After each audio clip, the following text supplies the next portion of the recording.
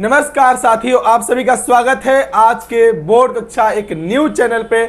मैं हूं सोनू गुप्ता और आज एक ऐसे टॉपिक को बच्चों देखने वाले हैं जो सोशल साइंस का सबसे बेहतरीन और सबसे अधिक और अच्छा जो है टॉपिक माना जाता है। बच्चों हम उस चैप्टर को लेने वाले बच्चों इतिहास, और इतिहास का पहला चैप्टर है यूरोप में राष्ट्रवाद। यूरोप में राष्ट्रवाद, हाँ मेरे प्यारे बच्चों, ये वही चैप्टर है जहां से जो इटली का एकीकरण हो गया, जर्मनी का एकीकरण हो गया, जहां से बच्चों बोर्ड में डायरेक्ट 5 नंबर के क्वेश्चन पूछे जाते हैं। तो ये बच्चों चैप्टर जो है बहुत ही महत्वपूर्ण हो जाता है, इसलिए इसको हम बहुत ही प्यार से और अच्छे तरीके से, मजेदार तरीके से पढ़ेंगे ताकि जो है आपको नींद भी नहीं आएगी। क्योंकि बच्चों की एक शिकायत रहती है कि सर नींद आती है मुझे इतिहास पढ़ने समय।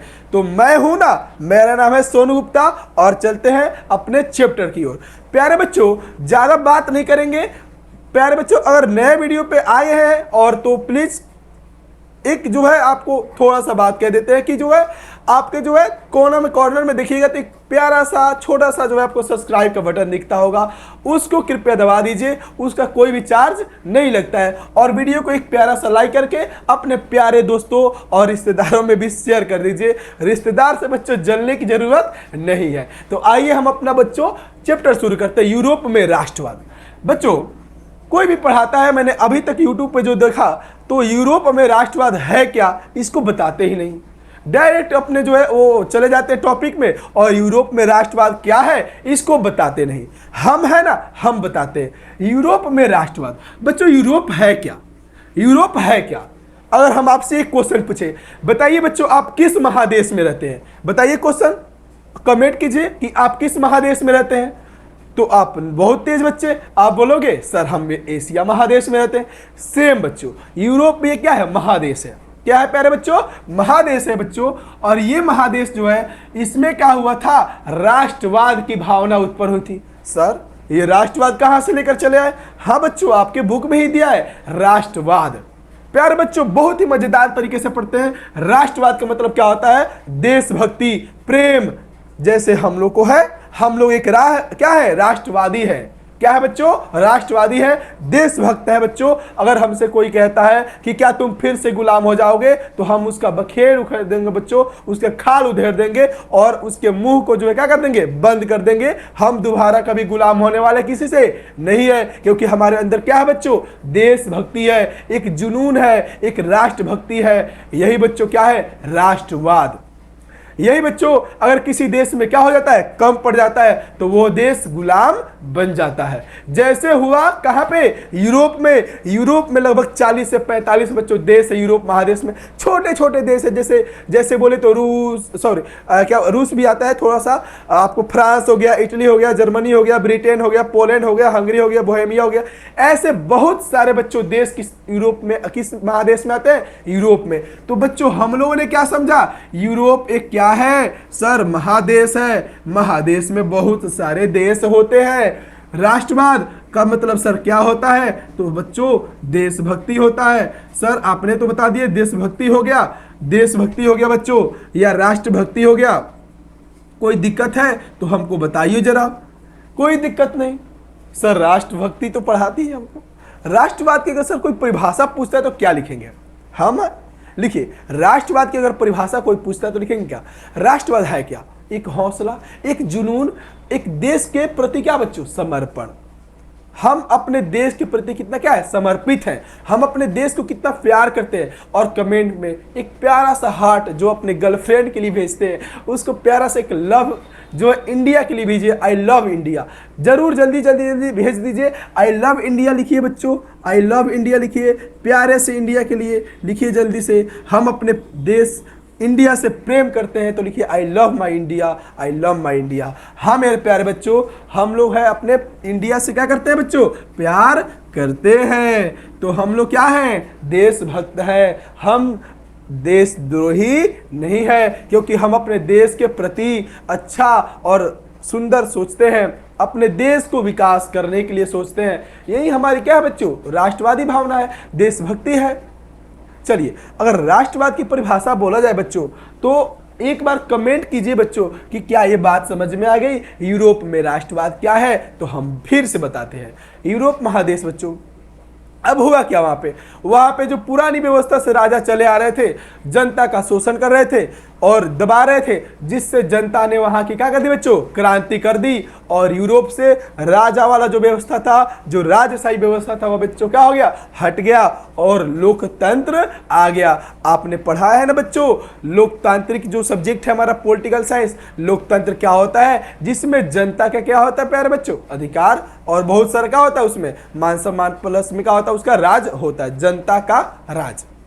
लोकतंत्र मतलब लोगों का तंत्र। तो सेम बच्चों यूरोप में भी क्या हुआ कि लोगों ने क्रांति किया, आंदोलन किया और क्या किया, वहां पे अपने देश को आजाद कराया। जैसे हमारा देश इन चोट्टू गुलाम था कि नहीं था, अंग्रेजों से क्या था बच्चों, गुलाम था। सेम वैसे ही इन लोगों ने भी अपने अपने देश को क्या किया बच्चों, आजाद कराया। इसी के बारे में तो हमको देखना है, कौन सी बड़ी बात है बच्चों, प्यारे बच्चों। चलिए लिखते हैं इसको हम लोग, राष्ट्रवाद की भावना को क्या कहते हैं, राष्ट्रवाद को। चलिए, जैसे अगर किसी ने पूछ दिया बताइए कि राष्ट्रवाद क्या है, क्या बच्चों राष्ट्रवाद क्या है, तो हम क्या बोलेंगे, राष्ट्रवाद। अगर इसको इंग्लिश में देखा जाए तो इसको बोलते हैं नेशनलिज्म, नेशनलिज्म, नेशनलिज्म। ठीक है प्यारे बच्चों, तो लिखेंगे बच्चों कि राष्ट्रवाद क्या है, वस्तु है, नहीं सर, राष्ट्रवाद एक मन की भावना है, एक विचार है, एक विचारधारा है। तो लिखेंगे कि राष्ट्रवाद, प्यारे बच्चों लिखेंगे राष्ट्रवाद एक ऐसी बोल सकते क्या, भावना है, एक ऐसी भावना है जो किसी विशेष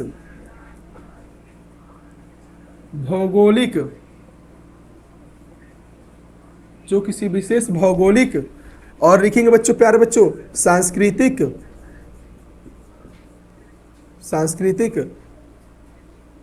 परिवेश में रहने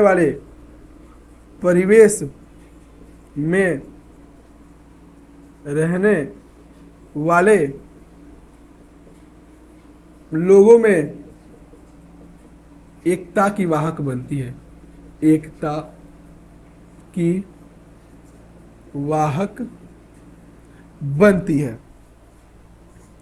राइट बच्चों, बनती है।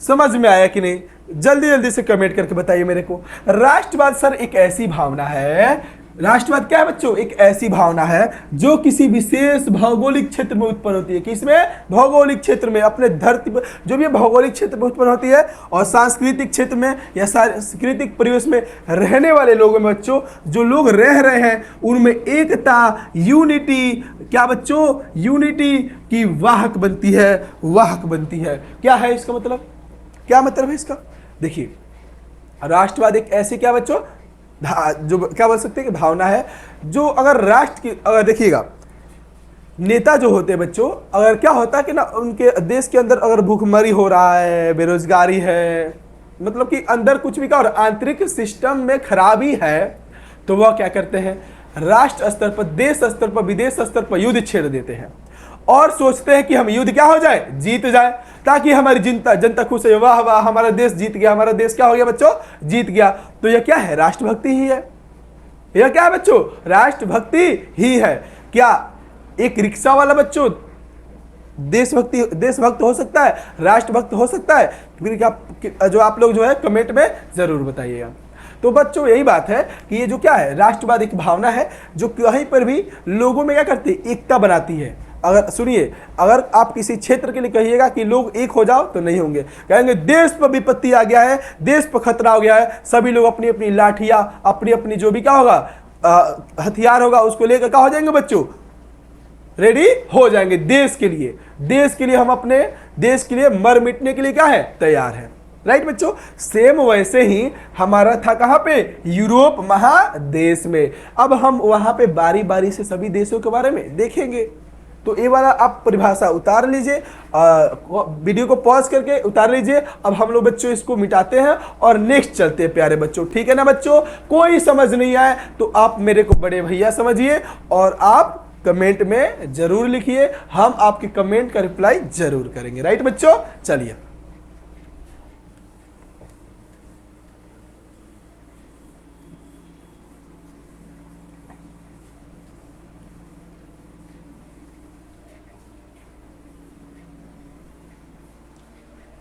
चलिए बच्चों, अब हम कहना यह चाहते हैं कि जो भाई यूरोप है, जो क्या है, यूरोप है, तो प्यारे बच्चों जो यूरोप है, यूरोप में राष्ट्रवाद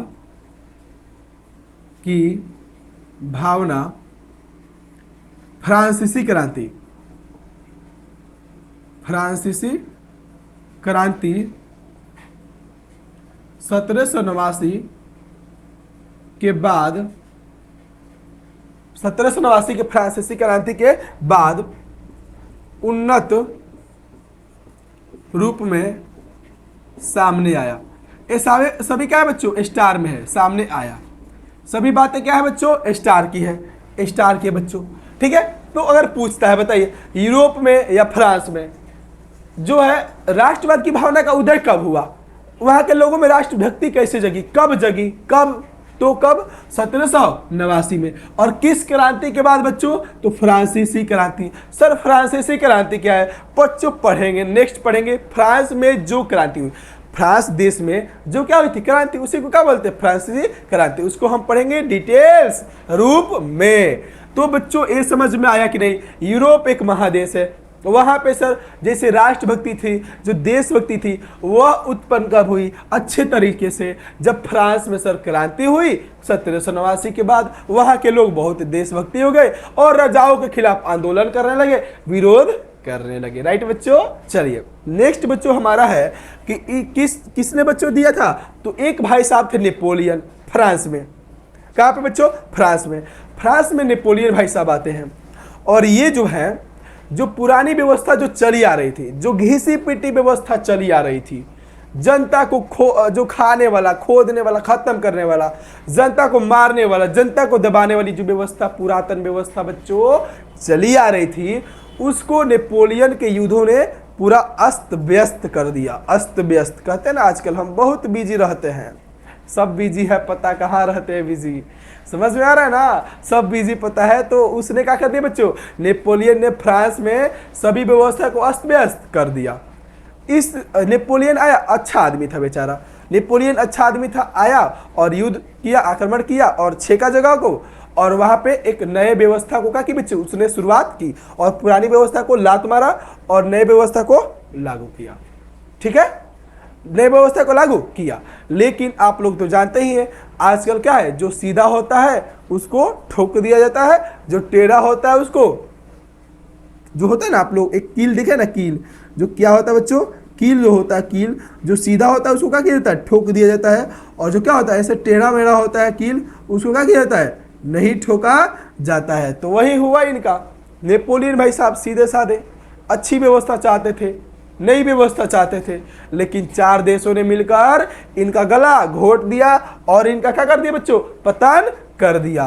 तो सेम टू सेम बच्चों क्या हुआ, फ्रांस में आए कौन भाई साहब, नेपोलियन आया, और नेपोलियन के कारण जो है लिखेंगे बच्चों, नेपोलियन भाई साहब थे एक आदमी, और नेपोलियन के युद्धों ने फ्रांस की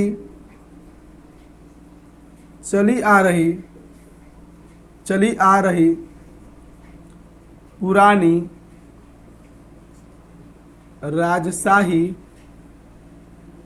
राजशाही व्यवस्था को क्या कर दिया बच्चों, अस्त व्यस्त कर दिया। बस कर दिया तो कर दिया, पानी पानी हो गया। हाय गर्मी है ना बच्चों, आजकल तो बहुत ज़्यादा हीट हो गया है, बहुत ज़्यादा गर्मी हो रहा है। कृपया आप लोग भी क्या रहिए, संभल कर इस धूप में कहीं बाहर नहीं निकलिए।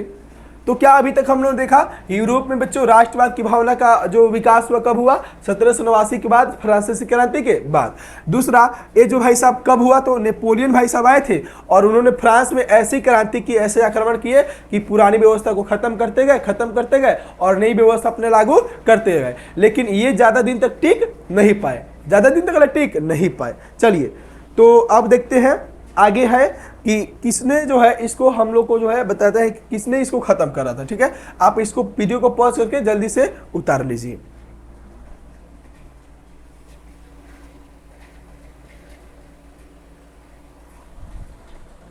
चलिए उतार लिए, इसको हम लोग इरेज करते हैं और आगे बच्चों देखते हैं। ठीक है, चलिए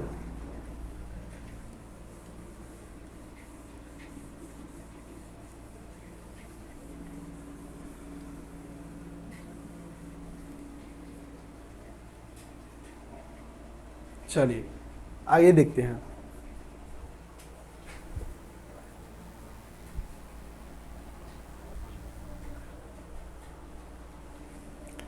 चलिए तो हम लोगों ने क्या देखा बच्चों कि यह देखा कि नेपोलियन का क्या होने वाला है। नेपोलियन तो आया और क्या किया, बहुत अच्छा काम किया, लेकिन क्या हुआ, उसका पतन हो गया। पतन का मतलब क्या होता है सर, उसकी समाप्ति कर दी गई, 4 देश मिले और उसको खत्म, खल्लास। समझते हैं ना क्या हुआ। देखिए कह रहे कि लेकिन नेपोलियन का पतन 4 महाशक्तियों, कौन कौन देश था बच्चों, ब्रिटेन था और रूस था, प्रसा था और ऑस्ट्रिया, इन 4 देशों ने मिलकर आया लो नेपोलियन को खत्म कर दिया लो। राइट बच्चों, अब देखिए कैसे खत्म किया लो, तो कह रहा है ऑस्ट्रिया की राजधानी वियना। तो एक क्वेश्चन आता है बच्चों 1 नंबर का क्वेश्चन आया कि ऑस्ट्रिया की राजधानी बच्चों कहां पे है। ऑस्ट्रिया की राजधानी कहां पे है बच्चों, प्यारे बच्चों जल्दी बता दीजिए मेरे को।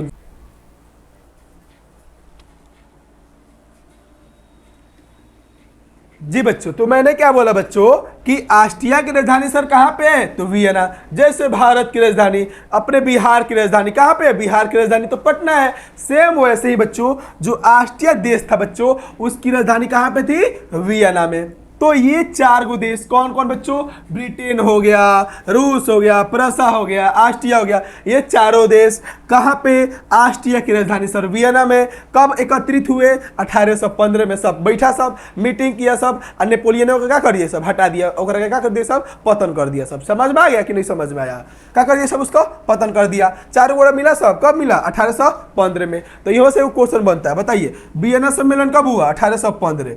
वियना सम्मेलन कब हुआ, बताओ जल्दी, वियना सम्मेलन कब हुआ, 1815 में। कोई दिक्कत है, नहीं ना है, तो नहीं है तो फिर कोई दिक्कत नहीं है, नहीं तो फिर कमेंट करके बताइए, हम जल्दी से आपको बताते हैं। तो कोई दिक्कत नहीं ना बच्चों। चलिए एक और क्वेश्चन पूछता है, बताइए कि वियना में जो क्या हुआ बच्चों, वियना सम्मेलन हुआ, तो उसका जो नेतृत्व होता है उसको लीड किसने किया, उसको चलाया किसने, उसकी अध्यक्षता किसने किया, तो वो था बच्चों ऑस्ट्रिया का ही चांसलर था बच्चों।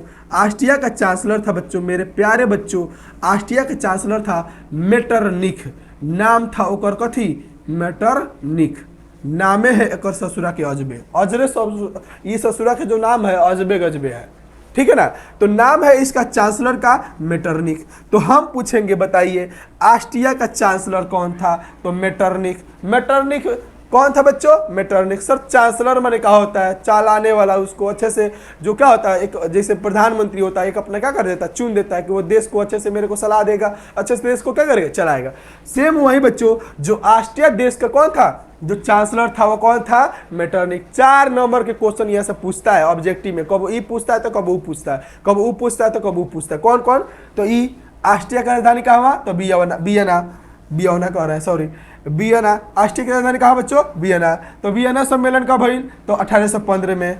अच्छा वियना सम्मेलन कब भइल, 1815 में। अच्छा ठीक है, ऑस्ट्रिया का चांसलर कौन बच्चों, तो मेटरनिख। कौन हुआ, मेटरनिख। वियना सम्मेलन का जो है लीड किसने किया, उसको जो मेजबानी किसने किया, तो मेजबानी का मतलब क्या, उसको लीड किसने किया, तो मेटरनिख ने। कोई दिक्कत है, कोई दिक्कत नहीं है सर। तो आगे हम लोग चलते हैं, आप वीडियो को पॉज करके नोट्स बना लीजिएगा। इसमें से पता है यूपीएससी नाम सुना होगा आप लोगों ने, यूपीएससी समझ गए बच्चों, यूनियन पब्लिक सर्विस कमीशन, इसमें भी क्वेश्चन इससे पूछता है इटली और जर्मनी में से। तो अभी बेस मजबूत रहेगा तभी तो आगे हम लोग कुछ कर पाएंगे, राइट बच्चों। तो चलिए हम लोग आगे चलते हैं। बहुत ही प्यारा सा टॉपिक है बच्चों, अपने दोस्तों के साथ जरूर शेयर कीजिए और जो भी दिक्कत आ रहा है कमेंट कीजिए। और आप लोग हमेशा हमेशा के लिए बोर्ड कक्षा के साथ जुड़ जाइए, कोई भी प्रॉब्लम नहीं होगा, हम लोग पूरा सिलेबस आपको खत्म करा के ही छोड़ेंगे, राइट। तो प्यारे बच्चों, मैंने क्या बोला, हम लोगों ने देखा वियना सम्मेलन। आइए इसको हम लोग एक बार अच्छे से देख लेते हैं। हमने देखा सर वियना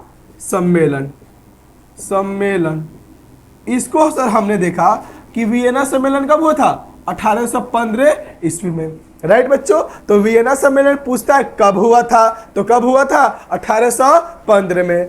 सर एक कहाँ पे हुआ था, तो वियना क्या है, तो वियना सम्मेलन तो कहाँ पे होगा, वियना में। अब वियना क्या था, तो वियना जो था बच्चों ऑस्ट्रिया की क्या थी, राजधानी थी, कैपिटल थी। और सर 1815 में तो हो गया। और ये बताइए कि ऑस्ट्रिया का जो क्या हुआ, वियना सम्मेलन हुआ, उसका मेजबानी किसने किया, तो ऑस्ट्रिया का चांसलर बच्चों, ऑस्ट्रिया का चांसलर मेटरनिख ने किया। किसने किया बच्चों,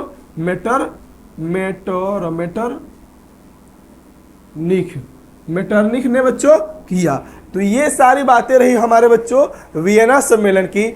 आइए हम जो भी महत्वपूर्ण बातें हैं उसको जो है हम लोग आगे देखते हैं, राइट बच्चों। आप इसको जो है एक बार नोट डाउन कर लीजिएगा, तब तक जो है हम लोग अपना नेक्स्ट का देखते हैं।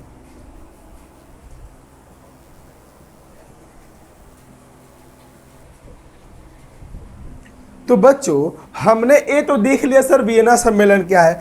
अब हमको आगे बताइए जरा कि इसका उद्देश्य क्या था।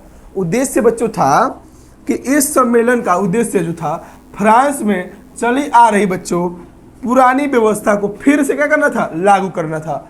बच्चों जो फ्रांस में क्या हो रही थी, जो पुरानी व्यवस्था चली आ रही थी उसी को फिर से लागू करने के लिए ये चार महाशक्तियां जो है एकत्रित हुई थी। कहाँ पे, ऑस्ट्रिया की राजधानी वियना में। और 1815 में क्या कराई बच्चों, वियना सम्मेलन। और ये वियना सम्मेलन के बाद बच्चों क्या हुआ, तय हुआ कि नेपोलियन का तो अंत हो जाएगा और फ्रांस में पुरानी व्यवस्था फिर से लागू हो जाएगी। जो घिसी पिटी राजाओं की व्यवस्था चली आ रही थी, जो जनता पर जो दुर्व्यवहार करते थे, जो जनता पर जो अत्याचार करते थे, वह फिर से बच्चों क्या हो गई, शुरू हो गई। और इस प्रकार से बच्चों क्या हुआ, हमारा नेपोलियन युग का अंत और मेटरनिख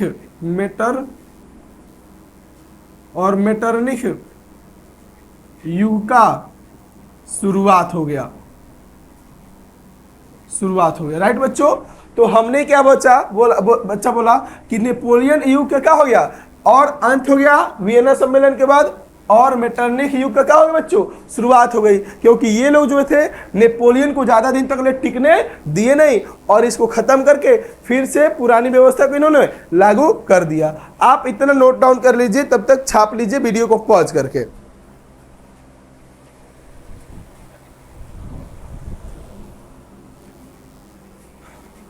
चलिए, तो हमने क्या बोला बच्चों, अब जो है वियना सम्मेलन तो क्या हो चुका है, वियना सम्मेलन हो चुका 1815 में, राइट बच्चों।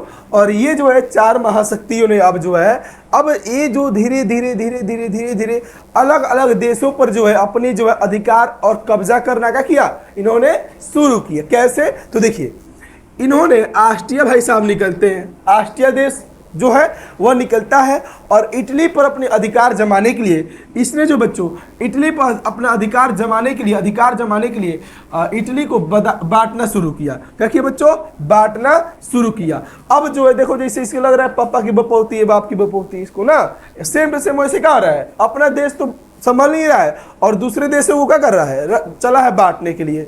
तो इसने जो है पूरा इटली को अब इसने क्या किया है, ऑस्ट्रिया ने बांटना शुरू किया। और ऑस्ट्रिया में किसने बांटना शुरू किया, अभी बताओ जल्दी, किसने बताया। तो ऑस्ट्रिया में था कौन था, इसका चांसलर कौन था? मेटरनिख। ऑस्ट्रिया का चांसलर कौन था बच्चों? मेटरनिख। तो मेटरनिख ने इसको बांटना क्या किया बच्चों? शुरू किया। और इटली को कैसे बांटा? देखिए, इटली का दो प्रदेश था, दो राज्य, नाम था एगोड़ा का सिसिली, एगोड़ा का था नेपल्स। इसको दे दिया, किसको दे दिया? तो फर्डिनेंड को। फर्डिनेंड एगो राजा था, फर्डिनेंड एगो क्या था बच्चों? राजा था। फर्डिनेंड एक क्या था? राजा था। तो सिसिली और नेपल्स के दो जो राज्य था वह बच्चों किसको दे दिया? फर्डिनेंड राजा को। और पूछा जाएगा बताइए फर्डिनेंड किस वंश का था? तो यह था बुर्बो राजवंश का, बुर्बो राजवंश का। राइट बच्चों? तो फर्डिनेंड कमेंट में जरूर लिखिएगा कि फर्डिनेंड किस वंश का राजा था? तो बुर्बो वंश का। याद होता है, लिखने से क्या होता है बच्चों? याद होता है। वही बच्चों इटली के जो खुद राजधानी थे, सोचिए छोटा ही अंग्रेज जो सॉरी ये जो ऑस्ट्रिया था इसने जो है इटली के राजधानी को ही बांट दिया। जो इसकी क्या थी? रोम। रोम इसकी क्या थी बच्चों? इटली की जो राजधानी थी इसको किसको दे दिया? पोप को दे दिया। किसको दे दिया? पोप को। तो अगर पूछा जाए बताइए इटली की राजधानी कहाँ पे है? तो रोम। कहाँ पे बच्चों? रोम। और इसको किसने कहाँ दे दिया? तो पोप को दे दिया। राइट बच्चों? और सिसिली और नेपाल को किसने दे दिया? कहाँ पे? तो फर्डिनेंड को दे दिया। ठीक है। और दो और प्रदेश था, लोम्बार्डी और वेनेसिया। इस पर ऑस्ट्रिया जो था खुद हपच क्या हो गया? बैठ गया।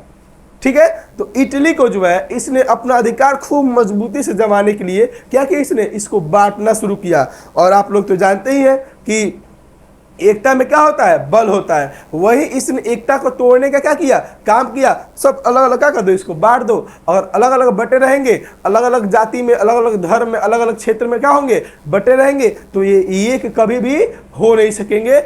जब एक नहीं हो सकेंगे तो इन पर हम लोग अच्छे से राज कर पाएंगे, अच्छे से शासन कर पाएंगे। राइट बच्चों? चलिए, तो वही हम बोल रहे थे कि इसने जो है इटली को क्या किया? बांट दिया। इटली को इसने क्या कर दिया? ऑस्ट्रिया ने बांट दिया।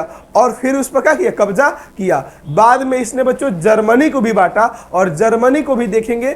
और इसके आगे हम लोग क्या देखेंगे? इटली का एकीकरण जो इसने क्या किया? बांटा है अलग अलग प्रदेशों में। अलग अलग प्रदेशों में क्या कर दिया इसने? अलग अलग देश, मतलब कि लोगों को क्या कर दिया? देख देख के बांट दिया। तो उसको किसी ने एक किया होगा।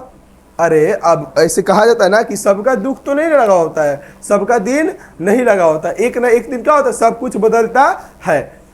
तो सॉरी बच्चों। तो इसने जो है बाद में क्या हुआ? इटली को भी जो है जोड़ने के लिए कोई ना कोई क्या आया? क्रांतिकारी आया, कोई ना कोई बुद्धिजीवी आया। उसने क्या किया? इटली को जोड़ा। अभी फिलहाल के लिए हम इसको खत्म करके अभी देखते हैं जर्मनी को भी इसने जो बच्चों कितने भागों में बांटा, किसको किसको कौन दिया, कहाँ पे क्या दिया, इसको भी देखते हैं। लग रहा है कि इसका लग रहा है मतलब कि ससुराल में जो इसको दहेज मिला ऐसे इसको क्या कर रहा है? बांट रहा है। राइट बच्चों? तो देखते हैं इसको, आप लोग इसको उतार लीजिए। चलिए, तो हमने क्या बोला बच्चों कि इसने जो है जो ऑस्ट्रिया था, और ऑस्ट्रिया का जो क्या था? चांसलर था, कौन था? मेटरनिख। उसने जो है दूसरे देशों पर कब्जा करने के लिए, जैसे इटली हो गया, जर्मनी हो गया, उस पर कब्जा करने के लिए क्या किया बच्चों? उसने जो है इटली को बांटना शुरू किया, जर्मनी को बांटना शुरू किया। क्योंकि जब बांट देंगे तो उस पर राज करना, शासन करना क्या होगा? आसान होगा। जैसे हमारे देश में अंग्रेजों ने किया था, हमको अलग अलग खंडों में, अलग अलग क्षेत्रों में, अलग अलग जगहों पे क्या किया? उसने बांटना शुरू किया और हमारी एकता को खत्म किया, हमारी यूनिटी को खत्म किया। तब जाके हमारे देश में अंग्रेजों ने क्या किया बच्चों? कब्जा किया और गुलाम हम लोग को बना लिया। सेम बच्चों, राइट, सेम टू सेम वहीं पे बच्चों कहां पे हुआ? ये सब इटली में हुआ। ऑस्ट्रिया जो था बच्चों इटली को क्या किया? अलग अलग प्रदेशों को बांटना शुरू किया। और जब उसने बांट दिया तो सभी लोग क्या हुए? अलग अलग बट गए। और फिर उसके बाद से बच्चों का किया? उसने इटली पर जो है अधिकार जमा लिया। तो इसके पहले हम लोगों ने बच्चों देख लिया कि सिसिली और नेपल्स तो उसने फर्डिनेंड अर्थात की जो क्या था? बुर्बो वंश का सम्राट था, उसको दे दिया। उसके अलावा क्या था हमारे प्यारे बच्चों? जो हमारा रोम था, इटली की खुद जो राजधानी कैपिटल थी, सोचिए कि छोटा वो जो क्या था? राजधानी को भी बांट दिया था। राजधानी को जो बच्चों उसने रोम जो है रोम को किसको दे दिया? पोप को दे दिया। और उसी तरह दो तीन वो और प्रदेश था, जैसे इटली का परमा हो गया, मोडेना हो गया और टस्कनी हो गया। यह किस वर्ग को दे दिया? तो ये दे दिया बच्चों हैबस वर्ग को दे दिया। और अलग अलग टुकड़ों में बच्चों क्या कर दिया, इसने बांट दिया। राइट बच्चों, अब दिखते जर्मनी पर। कह रहे जर्मनी के 39 रियासत। अब सर रियासत क्या है, तो रियासत बच्चों वे होते हैं जहां पे छोटे छोटे राजा क्या करते हैं, जो है राज करते, शासन करते। राइट बच्चों, तो वही कह रहा है कि जर्मनी के 39 रियासतों पर अप्रत्यक्ष, अप्रत्यक्ष का मतलब क्या होता है बच्चों, तो इनडायरेक्ट, एक बोलते हैं ना एक डायरेक्ट और एक इनडायरेक्ट, तो इनडायरेक्ट रूप से इसने क्या किया बच्चों, जर्मनी पर भी इसने कब्जा कर लिया इनडायरेक्ट रूप से, डायरेक्ट नहीं किया, इनडायरेक्ट से। राइट बच्चों, अब होता क्या है कि ये सभी काम जो है जब हो जाता है तो वियना सम्मेलन तो हो चुका था। राइट बच्चों, वियना सम्मेलन हो चुका था। देखिए इतिहास को अगर पढ़ना है ना आपको तो थोड़ा रिलेट करके पढ़िए, उस बातों को उससे जोड़िए, उस बातों को उससे जोड़िए, तब समझ में क्या होगा आएगा, नहीं तो ऐसे समझ में नहीं आएगा एक ही बात को देखते हुए। और थोड़ा सा भी अगर लय छोड़े, पिछला वीडियो छोड़े तो फिर समझ नहीं आएगा। ये नहीं समझिए कि हम अपने वीडियो को दिखाने के लिए आपको कह रहे हैं, आपको बोल रहे हैं ना कि आपको एक लय नहीं धरिएगा, एक लगातार नहीं पकड़िए, तो फिर आपको पता चलेगा ही नहीं कि कौन सा राजा कहाँ से घुसाया, क्या किया, क्या समझ ही नहीं आएगा। राइट बच्चों, और आपको हिस्ट्री क्या लगेगा बच्चों, बोरिंग लगेगा। तो हिस्ट्री को बच्चों मैथ की तरह पढ़िए, साइंस की तरह पढ़िए, एकदम जबरदस्त पढ़िए, तभी आपको क्या होगा, मजा आएगा। तो वियना सम्मेलन के बाद बच्चों क्या हुआ कि जो फ्रांस का जो क्या बचा, जो राजा बना, जो फ्रांस का सम्राट बना, वह बना बुर्बो वंश का सम्राट था, नाम था उसका लुई 18वां। सर अब हमको याद आ रहा है, सर हमको याद आ रहा है, 9th क्लास में हम लोगों ने पढ़ा था ना, लुई 14वां और लुई 16वां। राइट बच्चों, सोचिए क्या हो रहा है, लुई 14वां वो तो बहुत अच्छा था, बहुत अच्छा आदमी था, उसने तो विकास किया था, वही कहता था आई एम द स्टेट, मैं ही राज्य हूँ। राइट बच्चों, उसकी जो बुद्धि मर आ गई थी, उसने इतना अच्छा काम करके फिर भी बोलता था कि आई एम द स्टेट, मैं ही राज्य हूँ। उसके बाद से कौन आया था, लुई 16वां। लुई 16वां आया था, उसका विवाह कहाँ हुआ था, याद रखिए ऑस्ट्रिया में। कहाँ पे हुआ था बच्चों, ऑस्ट्रिया में उसकी शादी हुई थी, ऑस्ट्रिया में उसकी शादी हुई थी मेरी एंटोइनेट से, याद होगा आपको, मेरी एंटोइनेट से। तो राइट बच्चों, हम बोल रहे हैं कि जो भाई साहब लुई 16वां थे, जो लुई 16वां थे, उनकी शादी हुई थी, यही देश था जो कब्जा कर रहा है, इटली को क्या कर रहा है, बांट रहा है। कहाँ पे, तो उसकी शादी हुई थी ऑस्ट्रिया में, और ऑस्ट्रिया की राजकुमारी कौन थी, मेरी एंटोइनेट। और मेरी एंटोइनेट क्या थी, तो बहुत ज़्यादा खर्चीली, और एक तरह से बोला जाए तो लुई 16वां तो ससुरा खुदे बकलोल था, ये खुदे बकलोल था, और प्लस में बहुत ही ज़्यादा खर्चीला था, बहुत ज़्यादा खर्चा करता था, इधर खर्चा कर दिया, उधर खर्चा कर दिया, मैंने बिना काम के मतलब के पूरा जनता का टैक्स का पैसा खा जाता था, टैक्स में पूरा पैसा खत्म करके पूरा अय्यासी में पूरा पैसा उड़ा देता था, अब पूरा जो टैक्स था सब जनता पर फिर उसे लाद देता था। ये था कि क्या किया था, फ्रांस को जो बच्चों 3 वर्गों में बांटा था। अब तो थोड़ा थोड़ा याद आ रहा होगा, कुलीन वर्ग, पादरी वर्ग। राइट बच्चों, और तृतीय स्टेट में बांटा था कि नहीं बांटा था, तो इसी ने बांटा था बच्चों। और उस समय जो है इसकी शादी हुई थी कहाँ पे, ऑस्ट्रिया की राजकुमारी मेरी एंटोइनेट से। तो ये तो खुद जो मेरी एंटोइनेट क्या थी, छमक छाम वाली लड़की थी, राजकुमारी थी, खूब चमक छालो रही ना। तो इसने जो क्या किया बच्चों, इसने जो है आई और ये जो है फ्रांस को और भी डुबा गई। एक तो ससुरा वो क्या कर रहा था, लुई 16वां खुद खर्चा कर ही रहा था, और ये आई और इसने जो है मेरी एंटोइनेट, इसकी जो मेहरारू पत्नी थी, वो उसने भी क्या किया, खूब खर्चा करते गई बिना काम के, खूब मेकअप वेकअप सब खर्चा करते करते सब पैसा क्या करते लगी, फ्रांस को और भी चौपट कर दी। उसके अलावा अपना ससुराल से 15,000 लोग के आ गई महल में लेके कि इसको भी काम दे दीजिए राजा साहब लुई 16वां को, हमारे गाँव के लोग हैं, उसको भी गांव के लोग के काम दिवाई 15,000। आज ना ससुरा सब काम ही नहीं करता था, 15,000 लोग, अब फ्री में पैसा लेता था, वेतन लेता था, तनख्वाह लेता था, जिससे फ्रांस की व्यवस्था और भी क्या हुई थी, चौपट हो गई थी। याद है ना, तो उसी वंश का था लुई जो 16वां था, ओकरा बाद से आपको लुई 17वां नहीं मिलेगा।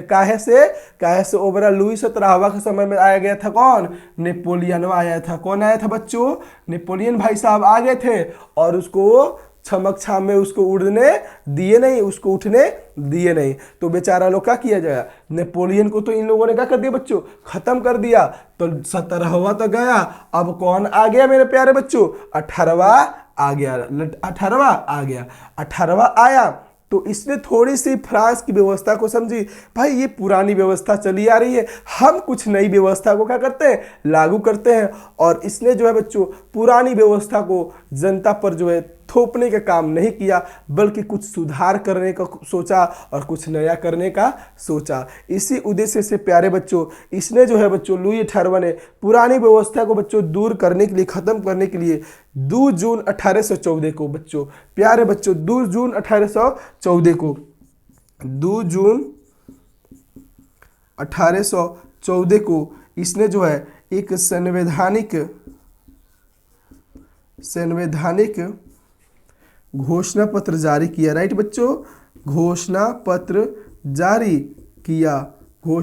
जारी किया और इसमें इसने क्या किया, जनता को रिलीफ दिया, जनता को थोड़ी सी क्या की, छूट दी और जनता पर टैक्स थोड़ा सा कम किया और थोड़ा सा जनता को क्या किया बच्चों, राहत दिया। बाद में हम लोग ये देखेंगे कि जो फ्रांस में बच्चों 1830 की क्रांति हो गई, जो 5 नंबर में पूछता है, वह जो है कैसे हुई। तो बच्चों इसने देखिए, तो लुई 18वां भाई साहब आते हैं और इन्होंने 2 जून 1814 को फ्रांस में क्या किया सर, नया संवैधानिक घोषणा पत्र जारी किया, जिसमें इन्होंने जनता को बहुत राहत दी। लेकिन बाद में जब फ्रांस का नया शासक बना चार्ल्स दशक, तो उसने क्या किया बच्चों, इस सुधार को क्या कर दिया, खत्म कर दिया। फिर क्या हो गई, क्रांति हो गई। जो 5 नंबर में पूछता है उसको हम लोग बच्चों देखेंगे नेक्स्ट वीडियो में। और अगर एक क्लास आपको अच्छा लगा है, अगर आप मुझे कोई भी सुझाव देना चाहते हैं कि भैया जी इसमें आपका कोई भी थोड़ा सा सुधार करना चाहिए, कि थोड़ा कस के बोलना चाहिए, यहाँ पे ज़्यादा नहीं लिखना चाहिए, जो भी आपको जो है सुझाव देना है, फीडबैक देना है, उसको आप कमेंट में देखिए, हम आपका कमेंट ज़रूर देखेंगे। और जाते जाते एक और बात बोलेंगे कि वीडियो को प्यारा सा लाइक ज़रूर कर दीजिएगा। मिलते हैं नेक्स्ट वीडियो में, तब तक के लिए जय हिंद।